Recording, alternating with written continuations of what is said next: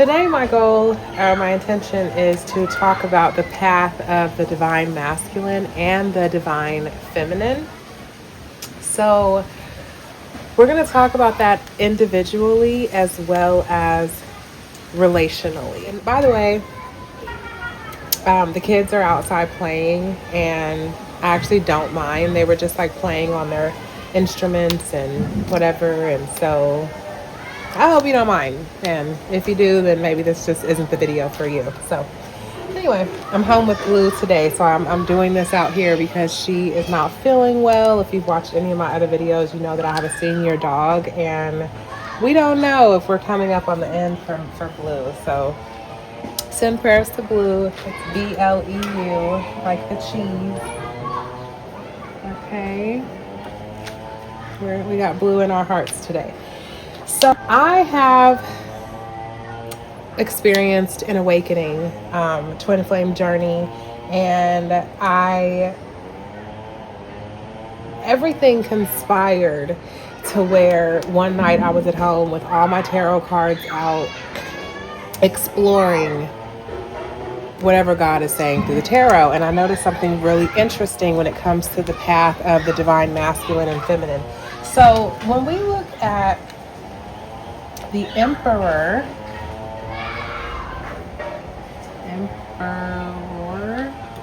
oh my gosh, it's so weird about spelling Emperor, but that's how we're spelling it today. So Emperor, which is the 4 in the tarot. And then we also have the Empress, which is the 3, okay? Now, it has been said in the tarot that the Empress, which we're going to say the divine feminine, the Empress is the energy of all 4 queens. So the Queen of Cups, Wands, Swords, and Pentacles. Okay? The Empress is the energy of all 4 queens and the High Priestess. This is what was said, okay? Now, the divine masculine, we'll just use black, is the energy of all 4 kings. Okay, cups, wands, swords, pentacles, we see what's up. And the Hierophant,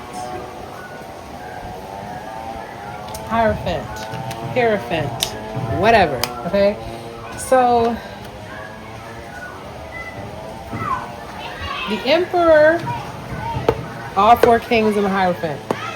The Empress, all 4 queens and the High Priestess. Now, what I thought was interesting, the High Priestess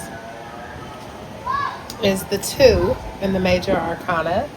And then you have the Empress, which is the 3. All right? You got the Hierophant, which is the energy of the 5. And you have the Emperor, which is the energy of the 4. Oh my God, I just proved my point again. This is really, really great. Now, when you add 2 and 3 together, you get the 5. Hierophant energy, okay? When you add the Hierophant and the Emperor, you get Hermit energy, okay? Now, I'm going to go ahead and I'm trying to think how I want to do this. Okay, so how I first started this was the Emperor and the High Priestess combined, okay? The 3 and the 4 gives you the energy of the Chariot. Okay, so how do I want to write this? Okay, so 3 and 4, you get 7. Okay, so the Empress with the Emperor, you get 7. When you have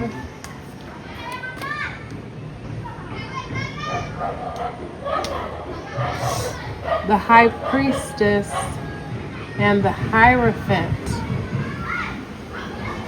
you also get a 7. Now, the 7 in the tarot and the major arcana is the energy of the Chariot, okay, which is balanced masculine and feminine energy. Let me get the card. We're gonna try to get some visuals here. So the Chariot. Let's see how it's looking at the camera. The Chariot. Okay, you've got the white Sphinx, the black Sphinx, yet they both have on the white and black. Okay, it's balanced. This is balanced energy that's able to move forward. So what I was getting, it's also very windy here, so who cares? All right, we're getting the point. So Chariot energy is what you get when you have balanced masculine and feminine moving together. Now, the Hierophant and the High Priestess, those are the spiritual teachers, okay? And we can look at those cards. Oh my God, I didn't pull the Hierophant out. So, but here is your High Priestess, okay? The energy of the 2. Hierophant and High Priestess, you get the energy of the 7. All right, the spiritual teachers, masculine and feminine, which very interesting. We're going to come back to this. And then you also have the Empress and the Emperor. These are your earthly rulers, okay? The Empress, ultimate nurturance. The Emperor, ultimate authority, okay? Together they rule. When it comes to the suits, okay, Cups, Wands, Swords, and Pentacles, the way I looked at this, when it comes to balancing inner union, but also relational, okay? The 2s and the 3s, the 4s, and the 5s is how I was looking at this. So, the Empress, okay, this ultimate Empress energy, she has to master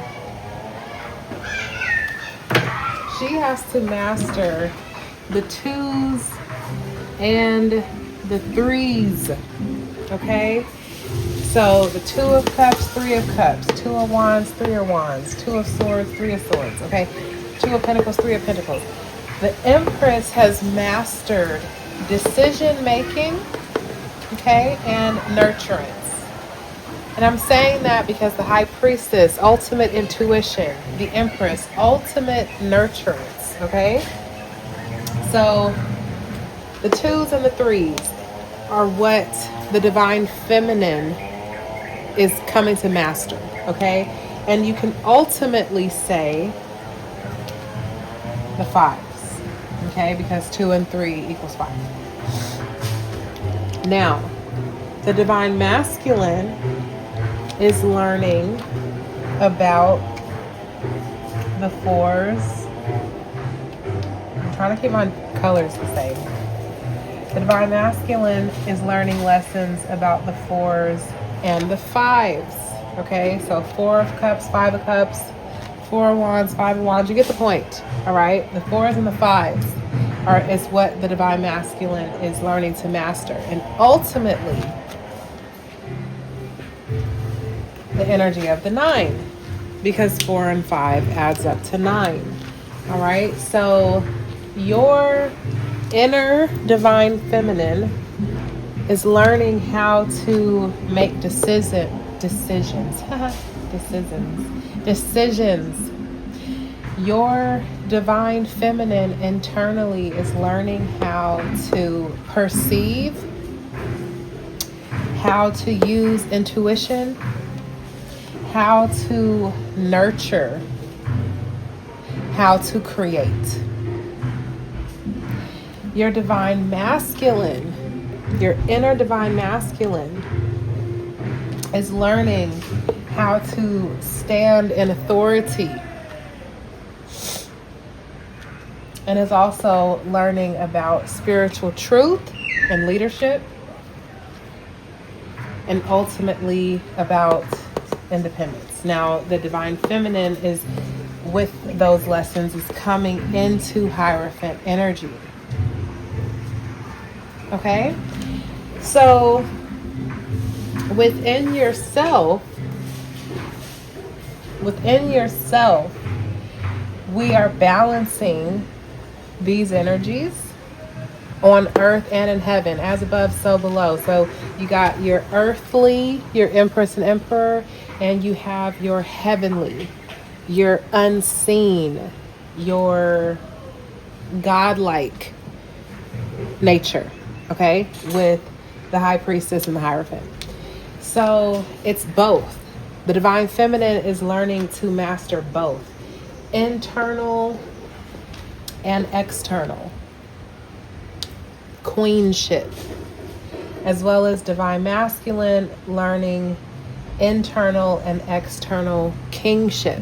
Okay, so within ourself, we are balancing that energy, and when we come into, once we have that balance, once we truly have that balance, if we want to move forward, okay, if we want to move, if we want to chariot, if we want to have movement, then you have divine feminine, divine masculine energy coming into union with each other and moving forward with aligned will, okay? Because that ultimately is the energy of the chariot. This is aligned will in motion, okay?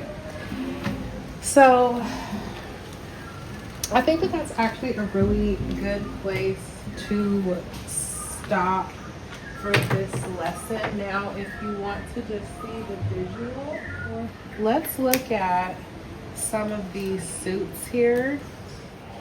Okay, all right, this is good. So we've got queens, we've got kings. Thank you, Lord. We're not going anywhere. All right, this is great. Look at this. This is awesome. Queen.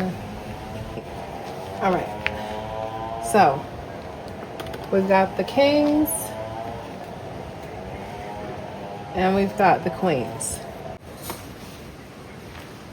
King of Swords is learning lessons about how to rest and reflect and meditate. Queen of Swords is learning how to decide, how to nurture the heart. She's had to make decisions not based off of what she wants, but what's right. I'm getting truth with this card. And then nurturing the heart, dealing with heartbreak. Sometimes you have to make decisions that don't always feel the best, okay? The King of Swords, learning about resting, reflecting, when to retreat, and also ego battles. Mental strife. Okay, so the King of Swords had to master those energies. The Queen of Swords has boundaries, right? This is someone who knows how to stand in truth. Okay, because he's had to meditate on the truth. The person, he's laying on this sword here. I think it also proves with my point, even looking at the energy on the card, with the Two of Swords being a feminine and the two figures on the 4 and 5 of Swords being masculines, okay?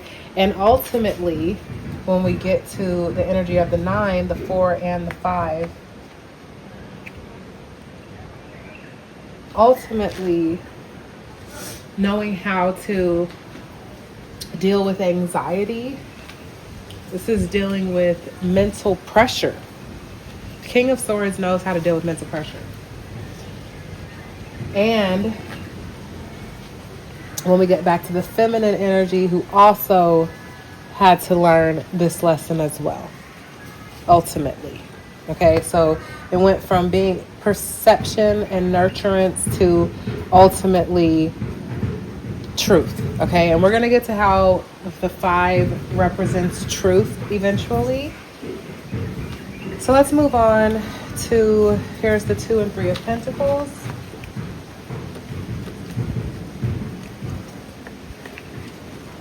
So again, perception. The 2s are about decision, but this is someone with the infinity symbol included here. There's only a few cards in the tarot that have infinity symbols. The Strength card, the Magician, and also this Juggler. How to make decisions, how to balance, okay? Also how to nurture creations. Decision making and nurturance. Knowing how to plan. This is someone who has vision, and we're going to get to vision when we get to the Wands energy. And then ultimately, 5 of Pentacles, knowing how to deal with perceived loss. And we're going to call it perceived loss, okay? With the 5 of Pentacles here. Now, the Emperor has to learn how to not be stubborn, how to not hold on. This is someone who is, this is stubbornness. And ultimately, stubbornness it's really coming from a lack mindset. So understanding how to deal with a lack mindset, knowing how to handle your money, knowing how to handle your body, okay? Pentacles, that is yin energy. So this is back to the feminine, but the lessons that the divine masculine has to learn versus the feminine. And then ultimately for the masculine,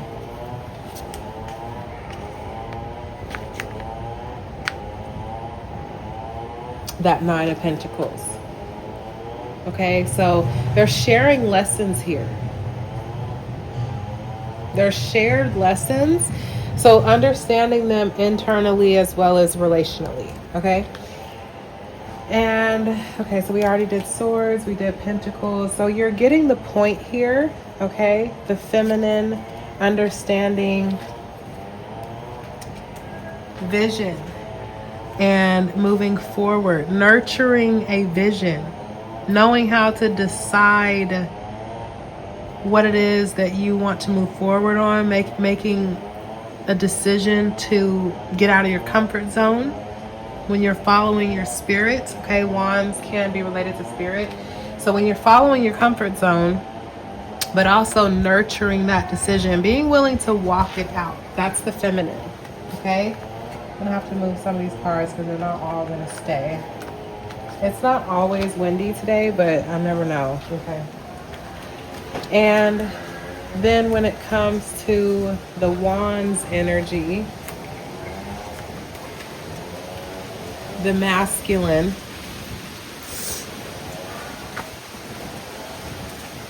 having that foundation, that's the 11-11 energy of the 4, which is giving me High Priestess, the 2.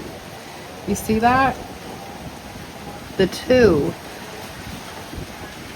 But this is family, this is commitment. The 4s also give me the energy of commitments. Okay, so the masculine is learning lessons on commitment, and also the frustration of the Five of Wands. This is like chaos, disorganization, dysfunction, and that's spiritual. Wands being spirit. And then ultimately understanding how to stand on your own and defend what you love is how we're going to explain that. And then obviously the cups is the last energy. So for the feminine, knowing how to perceive love, to make a decision on love, and nurturing that love. The Three of Cups, I also get friendship. Okay, but this is the divine feminine's lessons and journey when it comes to the cups. And the masculine, that 4 and 5 energy. The 4, that's someone who's refusing, doesn't want to accept that cup, and that puts you into regret and loss and grief. Okay, which the feminine understands. Oh, there's the music again. Which the feminine learns the lessons of loss and grief as well. And then ultimately the masculine coming into that independent, self-assured energy of the Nine of Cups. Okay, so walking through that, you can understand the concept of divine masculine, divine feminine, and how we're looking at what they are learning according to the number that is associated with them. So the Empress being the energy of all of the queens and the High Priestess, we're saying that the divine feminine is learning lessons on intuition and nurturance. And for divine masculine being the Emperor, I mean, really you can look at it like either way like this. Divine feminine being High Priestess, Empress, divine masculine being Hierophant, Emperor. Okay, and they are learning their corresponding lessons, the 4 and the 5, the 2 and the 3. Okay, and when you add them up, ultimately the divine feminine is learning how to be this spiritual authority, and the divine masculine is learning how to be a sovereign individual. Okay, so I think that was great for lesson 1. So that is about the path of the divine masculine and the divine feminine. So you can interpret that to your own individual journey, as well as if you are in relationship, then how does that correspond? And this is non-gendering, just as far as the energy of divine masculine and divine feminine energy. Okay, so I'm gonna go ahead and continue this lesson. So if you are feeling this, then go ahead and follow me to part 2. Peace.